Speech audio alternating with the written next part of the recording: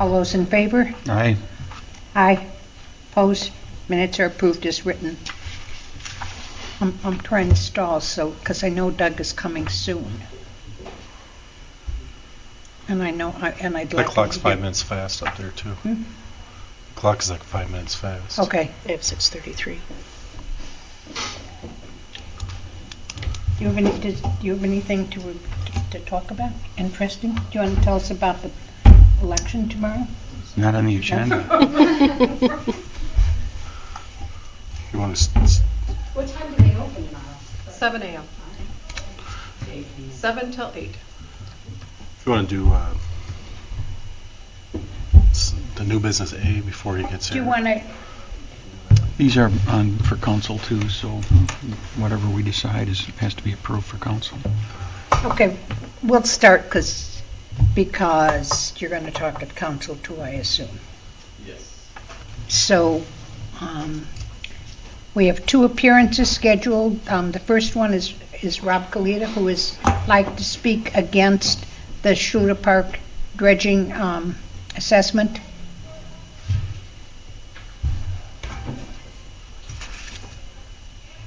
So, thank you. I got these comments, of course.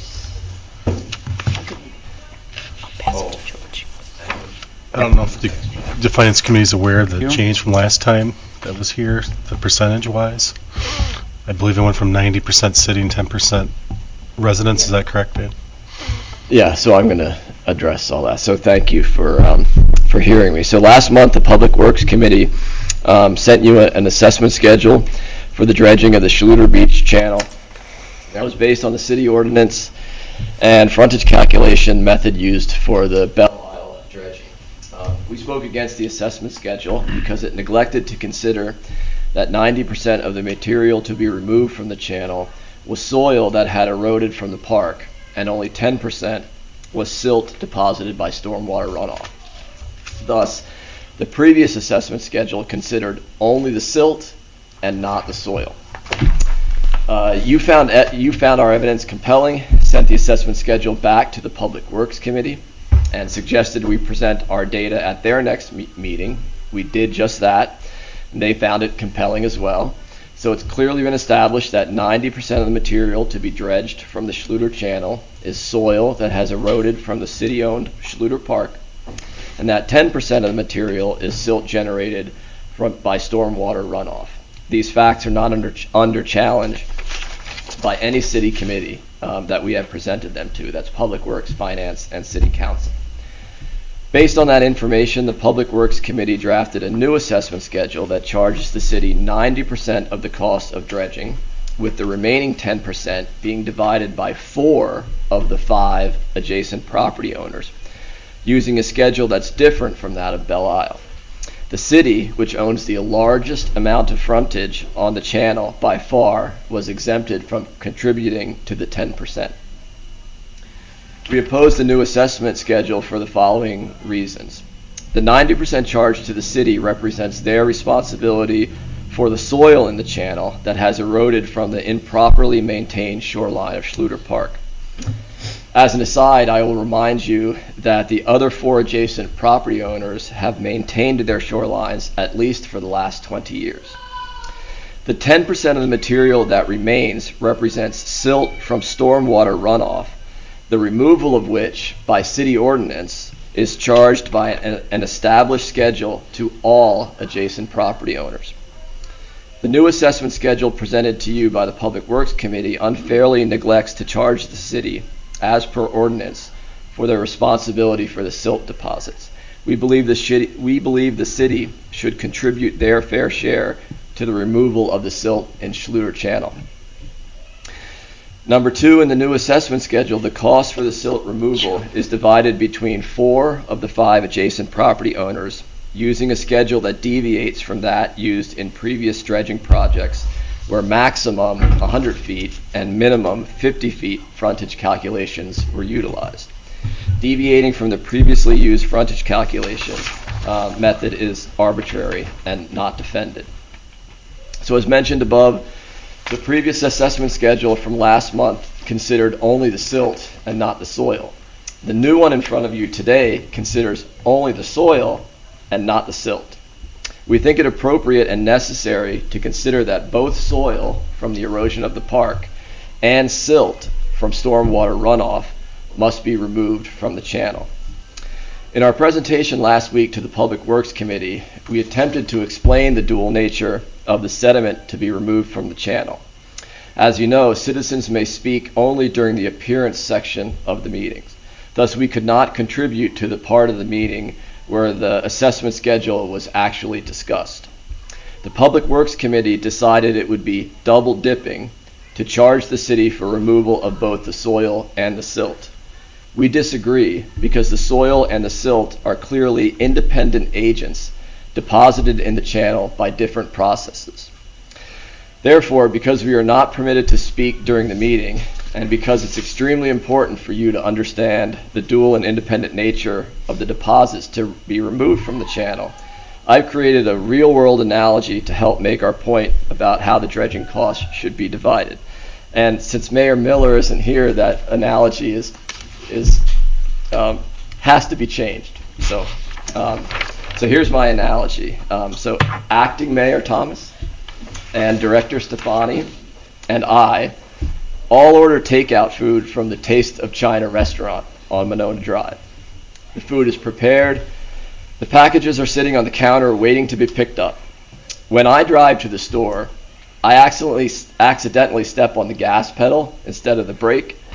My car lurches forward, breaks the big glass window in front of the store. Now, who should pay to fix the window and why? Anyone want to contribute? No takers? Okay. I should pay to fix the window because I broke it. I think that's obvious. But the next question is, who should pay for the Chinese food that I ordered and why? Any contributions? Okay. Of course, I should pay for it because I ordered it. But what if I said that because I had to replace the window, that I shouldn't have to pay for the food I ordered, and that because Acting Mayor Thomas and Director Stefani had bags full of food on the counter next to mine, that they should have to pay for my food as well. While it's good for me, such a situation is unfair. But such a payment schedule is exactly what the Public Works Committee has asked you to consider in regard to the Schluter Channel.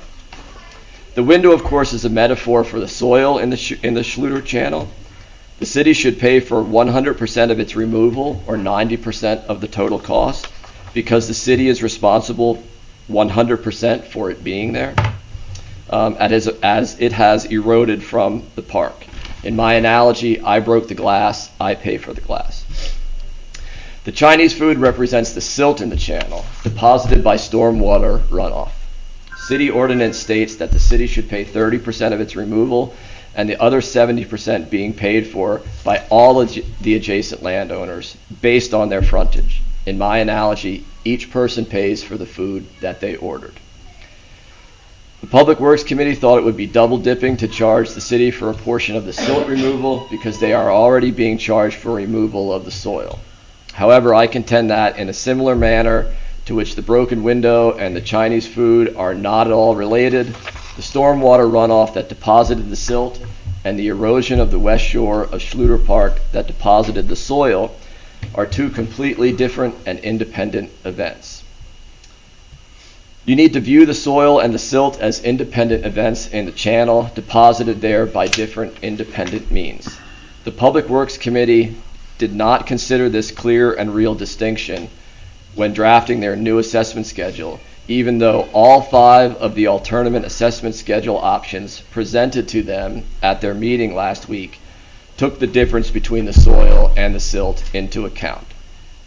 What I ask is that you authorize an assessment schedule in which the city pays for the removal of the soil because the city is solely responsible for its presence in the channel. That's the 90%. And that the remainder of the cost representing the removal of the silt, the 10%, be divided exactly as per city ordinance, with 30% contribution from the city, a 70% contribution from all 5 adjacent property owners, the 4 private citizens, and the city park based on the established frontage calculation method. All you need to do is combine the 2 assessment schedules that have already been approved by the Public Works Committee. The first one was presented to you on the 7th of March. It recognizes the 30-70 split and the frontage calculation for the silt removal as per city ordinance. The second one is in your packet today that sets the 90% charge to the city for the soil removal. I have taken the liberty to do that for you, and it can be found labeled as Scenario 3A in your packet and on the last page of the handout that you just got. Thank you. Thank you. Thank you.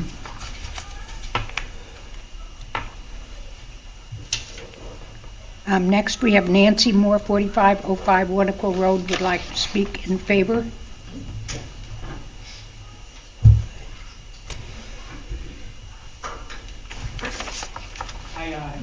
Notice I don't have any papers tonight. It's my intention to make a big statement, but simply to say thank you for hearing us out over the last few months, and for the Public Works Committee especially for grappling with the issue.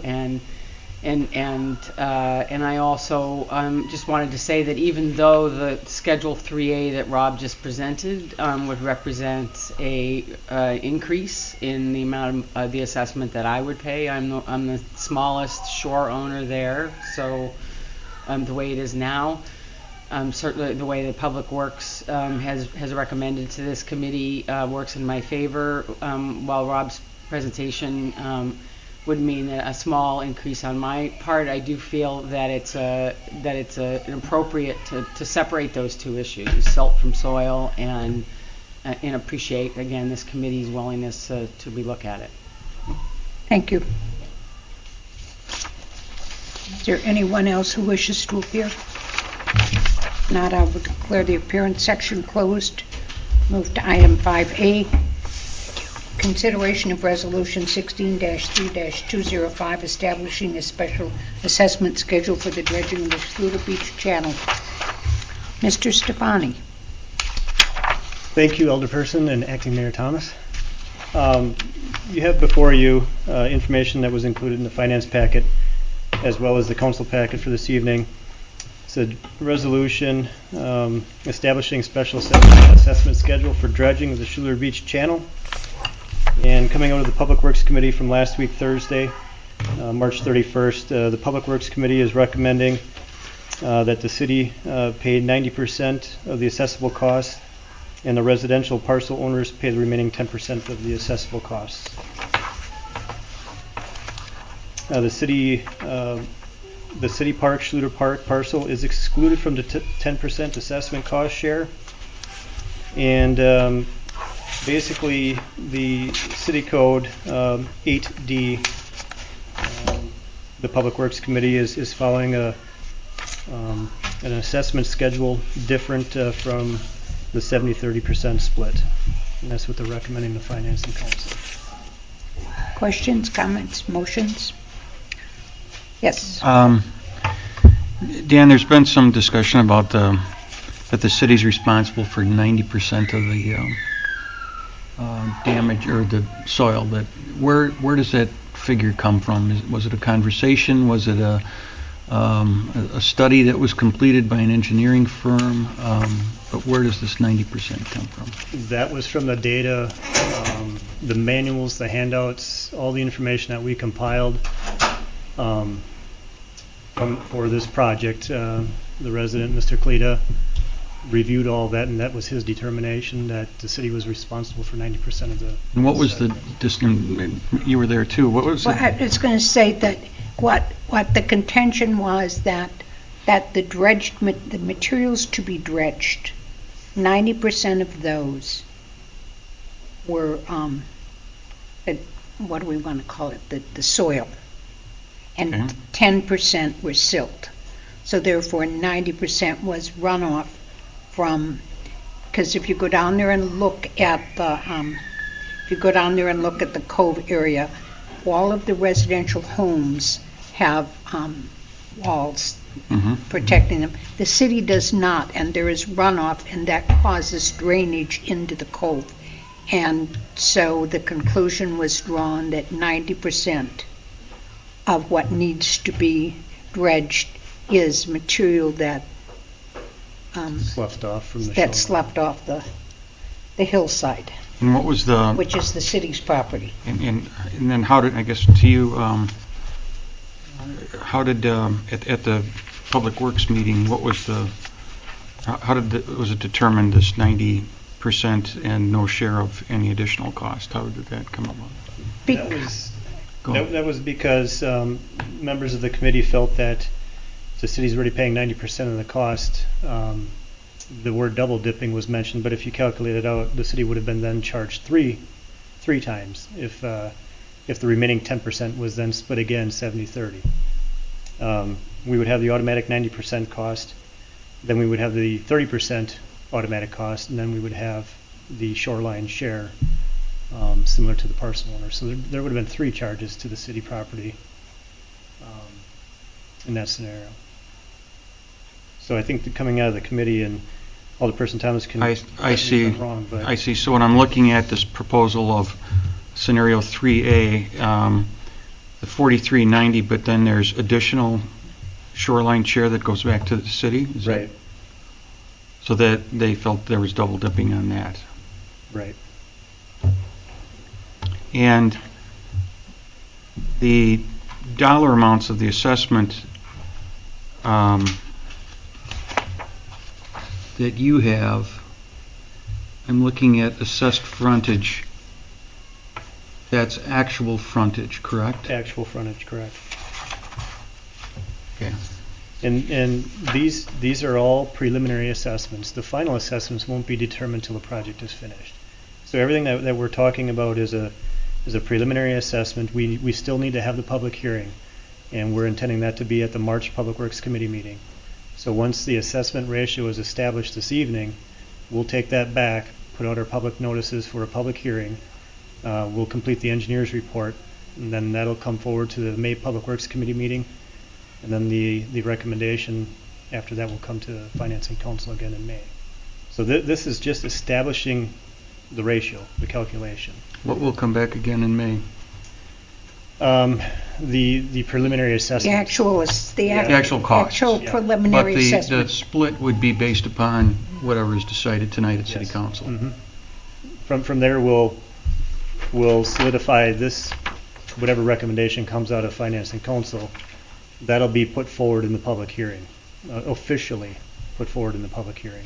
Was there any other discussion as far as, you heard the analogy tonight that if the city's responsible for 90% of the soil, that they should pay their fair share of the silt removal? Was there any discussion of that at the Public Works meeting? I don't recall the committee Yeah, discussing it that way. It was really, I mean, there's no exact science to this. I mean, one could say we're responsible for other runoff. One could say we're responsible for the silt and say we're responsible for 100% of the cost. Mhm. And they were concerned about having the city pay 90% and then having to pay again two other times or one other time and double dipping. And there was a unanimous vote, I think, On this proposal? Mhm.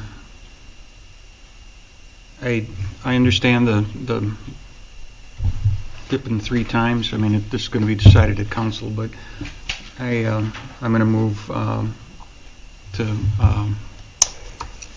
to accept the that we accept the proposal that came from Public Works. I'll second it. Discussion? All those in favor? Oh, one comment. I think that in anything, there's always compromise. And I think that the residents have brought to our attention a lot of good points. May not be everything that you had expected, but I think that there's been an effort here to recognize some of the concerns. And so anyway, I'll shut up. Yeah, I think you're absolutely right. And the way the 70-30, given the small number of owners and the differentiation between this and Belle Isle, clearly the the original assessment was really stuck it to them, and so this seems to be a much fairer proposal. All those in favor? Aye. Aye. Opposed? Motion carries. We'll go move to item 6A, consideration of resolution 16-4-2091, providing for the sale of $2,890,000 water system and sewer system revenue refunding bond series 2, 2016B. Is that you, Mark? Yes. Basically what this is, there's two things here. There was in 2006 we issued a water revenue bond for $2,460,000, and we also in 2013 we issued a water and sewer revenue band, which is a 5-year note that gets in the end of 5 years. It gets rolled into a long-term note. The 2006 water revenue bond is callable now, meaning that we can call without any penalties and refinance this loan, this revenue bond. The initial revenue bond was issued over 20 years, and we have like 10 years left. And the current coupon, which is basically like the interest rate right now for the next 10 years on the current one, is estimated is between 4.125% to 5% interest rate. And refinancing that one, Jeff Belangi estimates we'll save about $193,000 of interest costs over the remaining life of this. We would not extend the life of that revenue bond. We would still just go out for the 10 years. And they projects the coupons or interest rate to be between 2 and 3%, so there is definitely savings to be had on that. And the other one is just the revenue bond ban, the water and sewer revenue ban that needs to be refinanced, and that is $1,435,000 split equal between water and sewer. So to refinance that ban right now and roll it in with the refinancing of the revenue bond, will project us to save again $193,000 in interest cost, which relates to the utilities. It doesn't save on the property tax levy, but it does save in the utility funds of that amount. Is there a motion? Move approval. Second, discussion? All those in favor? Aye. Aye. Opposed? Motion carries. Sorry, this is just a negotiate. I forgot to add that Right. too. Okay. Yep.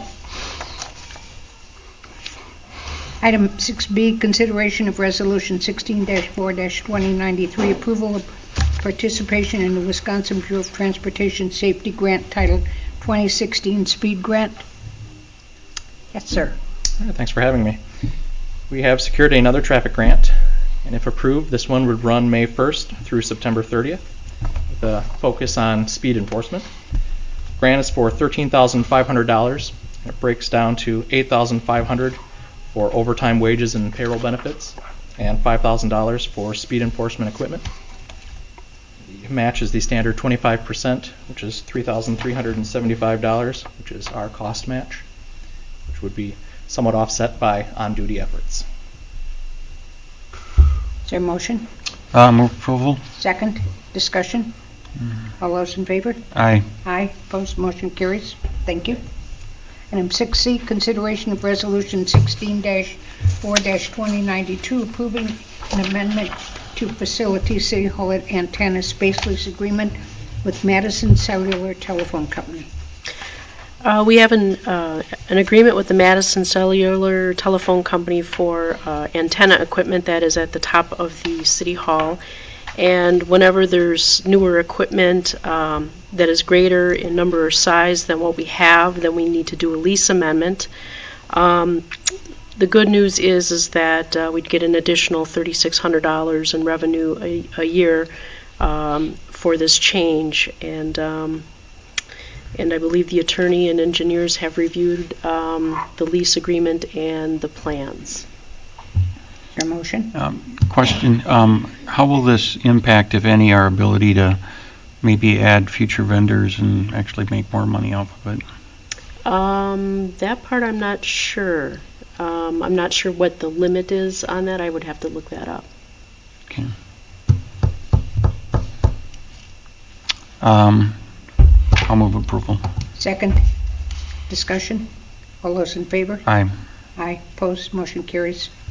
Item 6D, convene and close session under Wisconsin statute section 19-.85(1)(e), deliberating or negotiating the purchasing of public properties, the investing of public funds, or conducting other specified public business whenever competitive or bargaining reasons require a closed session.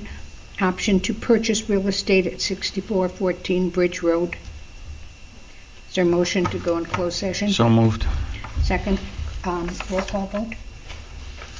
Acting Mayor Thomas, Aye. Alder Bussey, Aye.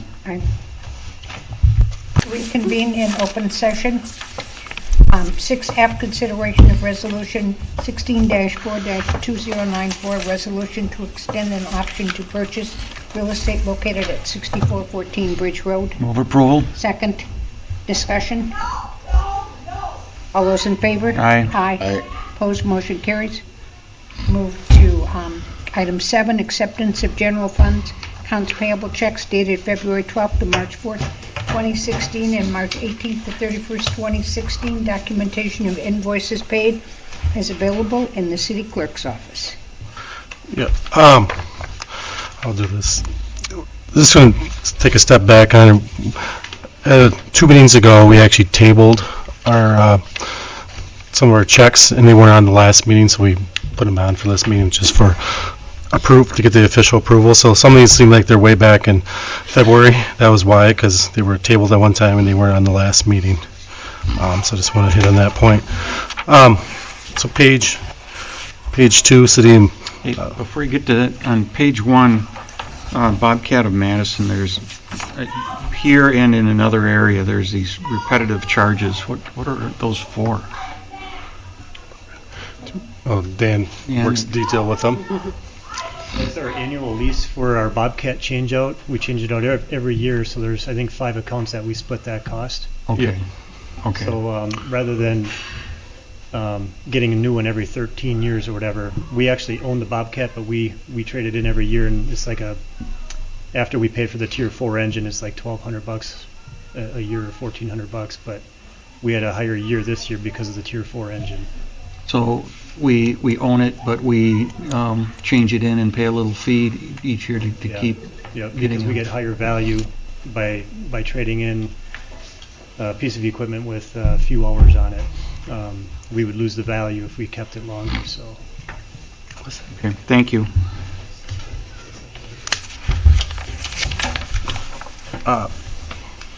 It's right here. Page 2? Page 2, yep. City of Sun Prairie, this is a one-time fee with our dispatch system that we work with the MPI, not the dispatcher, MPS, I guess, membership with City of Sun Prairie. That's a one-time fee every year that we have. Page 3. I'm sorry, I don't get it. What do we pay them? Why do we pay them for dispatch? It's not, sometimes it wasn't for dispatch. I forget exactly. It's one of those records. Yeah, the record system. Okay, Record system. thank you. Page 3 for Supply of Madison. The supplies we used for repairs that were done by our crews. You can see there's water main repairs, hydrant replacements throughout the year. So that was what the putting it in the ground. The work done was done by us.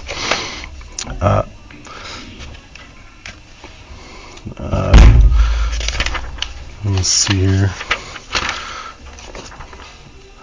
I'm already on page 10. CGC Inc.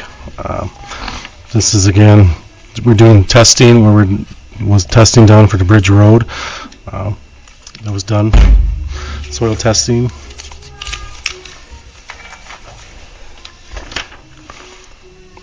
Page 13, Kilgus. We had a major repair for a boiler, and that was City Hall related. Otherwise, the other ones are small ones, maintenance contracts.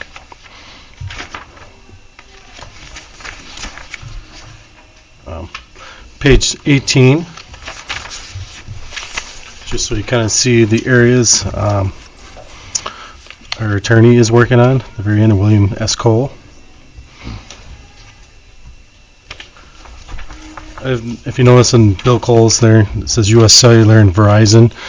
On those, they pay us a basically retaining fee of $5,000 up front, and then we just reduce their balance based on Bill Cole's time. So that money's paid up front.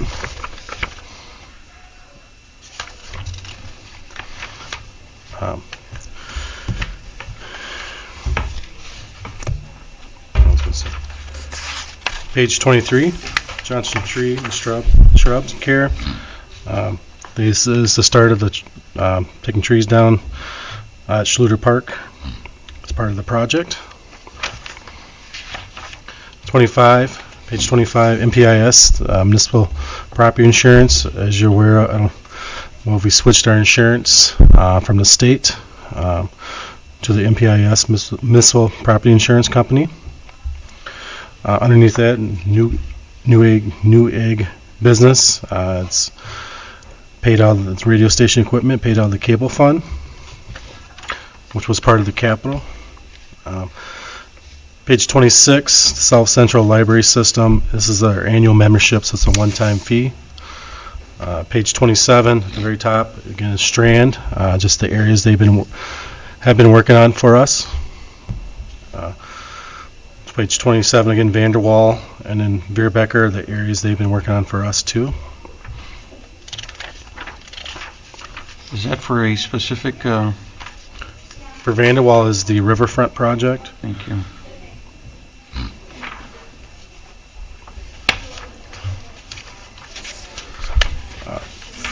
Also, it starts over again if you go past 29, starts into 1-2 again, it starts from 1 again.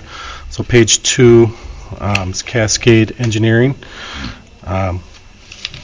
We needed some more carts, we ran out of carts, we had to order some more carts, recycling carts.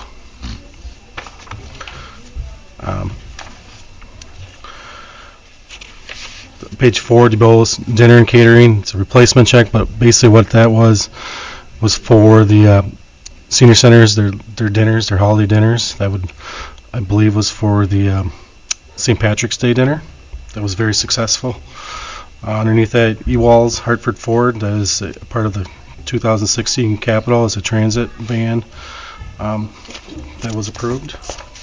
It's actually now in service.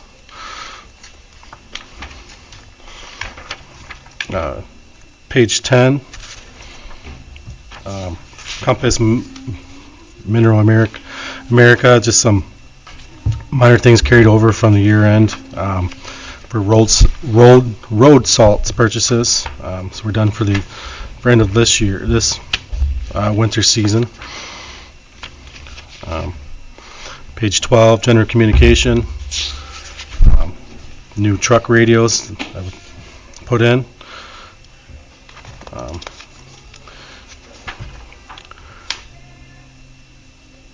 Again, page 14, we had 2 months of landmark services. So this is our fuel cost for 2016. The $7,000. When the fuel was up at the highest point, we were paying $10,000 per month. So you can see over 2 months, it's less than what we were paying. Again, when the fuel prices were, at those highs.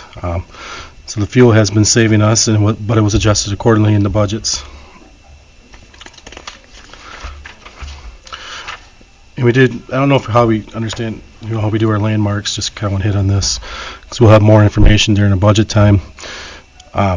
Before they weren't giving us gallons that were used, so it was hard to figure out how much gallons were being used by each patrol. Now they give us a report that shows what vehicle, how much gallons they're using, so we know what each vehicle is using for gallons, which is a very nice report to do. Elaine has to kind of she has to kind of put in a spreadsheet for us to use, but it is a really nice service that we're getting right now from that.